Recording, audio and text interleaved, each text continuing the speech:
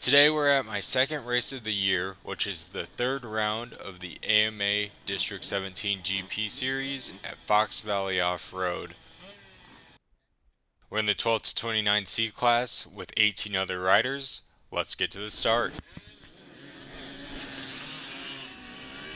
So no surprise here, bike did not start first kick and I am way back in the pack. So not doing myself any favors today here in Moto 1. We have a lot of work to do.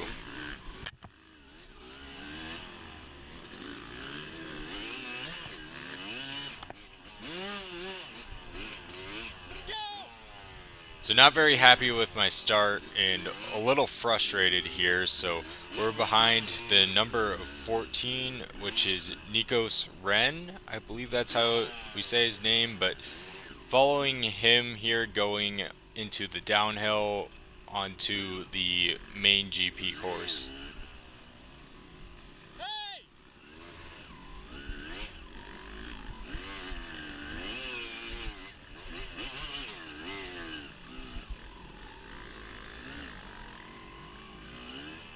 Nikos takes an outside line and I make a nice pass here. I'm pretty proud of that pass. And now we are following Conrad Gallus to the motocross track.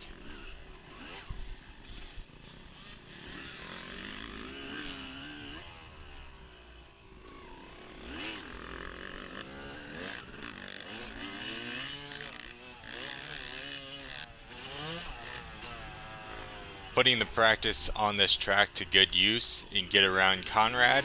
And now we have a little bit of ground to make up to the next pack, which is in front of us.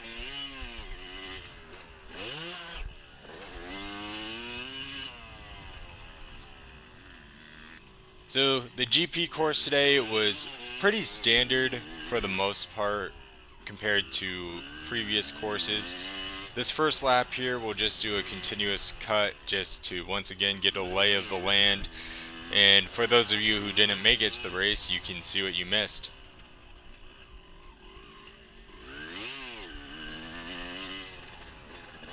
So here we're coming off the motocross track going up what we call the GP hill. And then we have to go back down, so we have this nice fast downhill.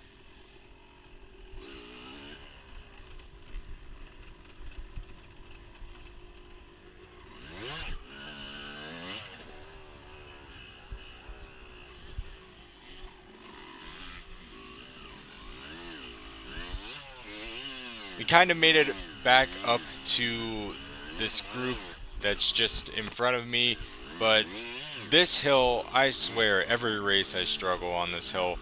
When I ride here at the park, I feel like I get up it pretty easily, but for some reason in races, that hill is just not doing me any favors, so obviously more practice to be done. So we come back out onto the motocross track, which then we will go on the uphill to the grass track section.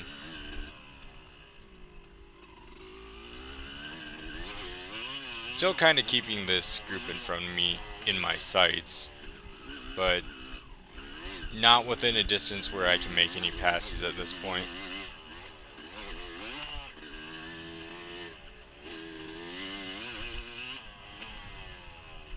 Coming out onto the grass track section into the final woods section, which this kind of threw me in for a loop because this section was completely different from what I expected or what I'm used to here. I do end up getting passed here by Ethan Royshik. I think that's how you say his name.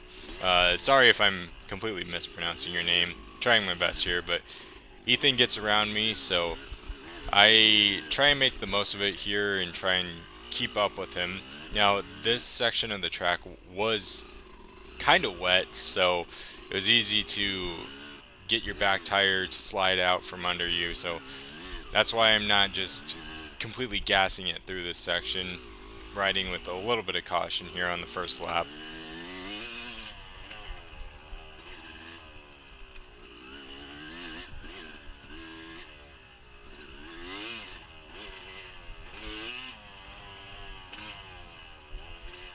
So Ethan's gapping me by just a little bit, but we can still see him ahead of me.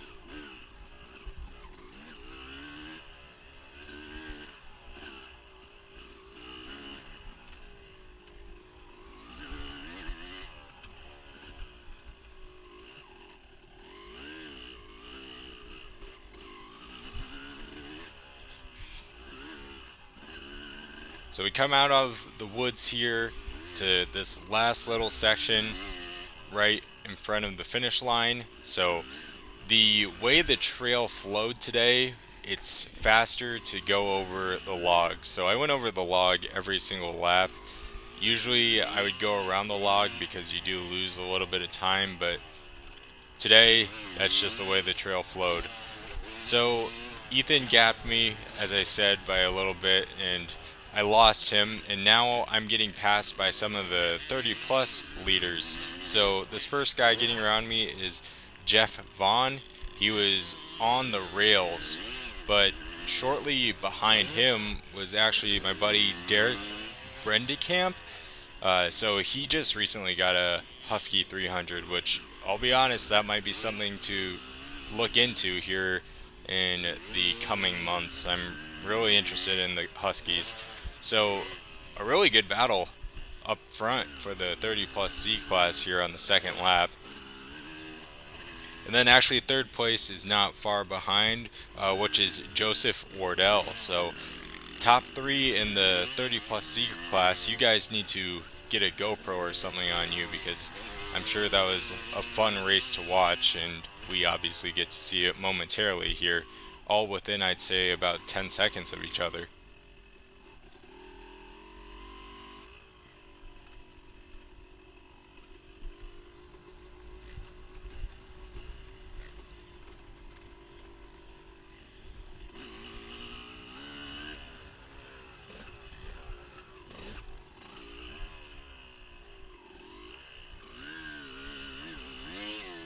So back to this awesome hill here.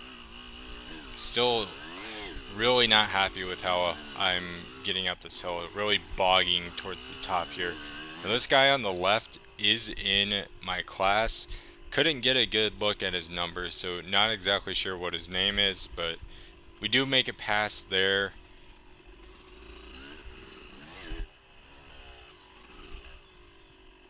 And then we come through to finish up the second lap, going on to the third lap. And the difference between Muddy Waters and this race was Muddy Waters, we were supposed to do 5 laps. I did end up getting lapped. Today we're doing 4 laps. So 3/4 of the way through the race here.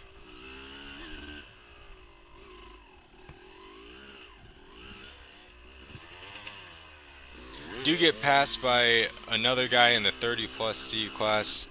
That is Nick Ewing.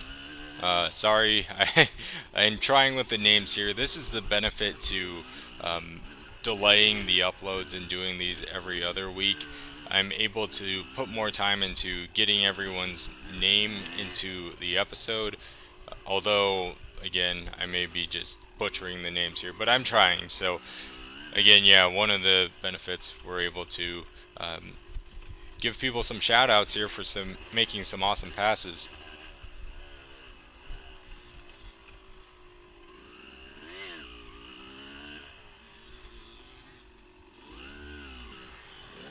A little later on here, another one of my buddies, Derek Brendekamp, he ends up making the pass on me, so I try and keep up with him for a little bit. He's currently in 5th place in the 30 plus C class, which I believe is where he ended up for this race. So, or not this race, but this moto. So, good ride by him. There's 13 total riders in the 30 plus C class, so that's another big class. This was a big race with 18 riders in my class, 13 in the 30C, so a lot of riders out here on the course.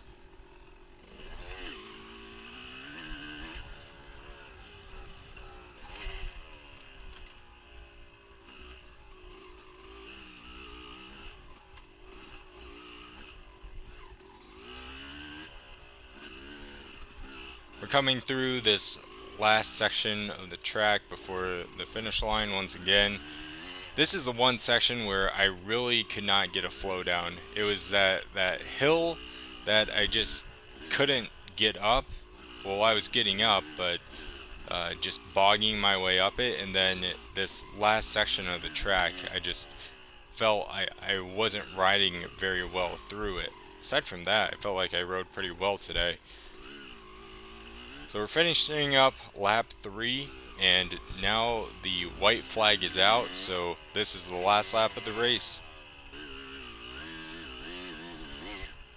You'll remember I got passed by Ethan early in the race. You can see there on the right, he was on the side of the track, so not sure what happened. Hopefully everything was okay, but I do end up getting around him this last lap of Moto 1.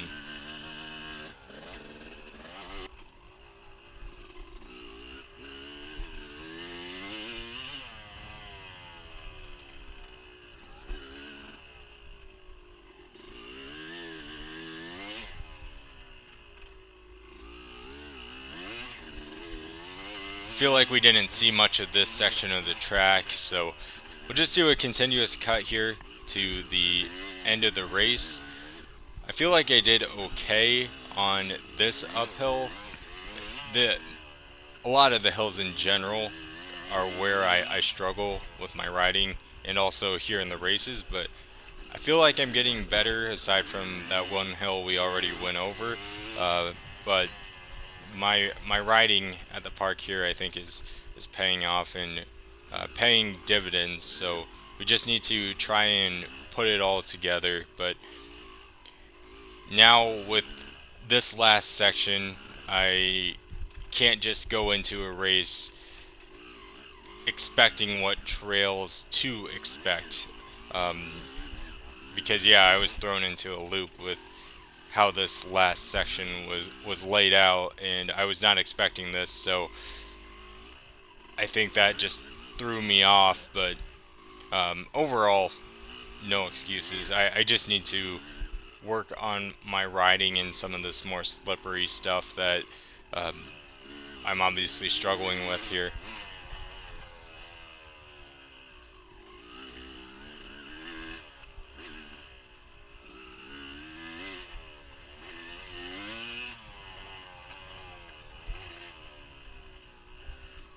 So all in all, I feel like I rode pretty well for this first moto. Obviously, still some things we need to work on, but I feel like my endurance is starting to get to where I want it to be. I didn't get too terribly tired. Just the second lap, I got a little bit of arm pump, but that quickly went away. So endurance is getting there, and again, overall, happy with how I rode. So I would say it was a pretty good moto.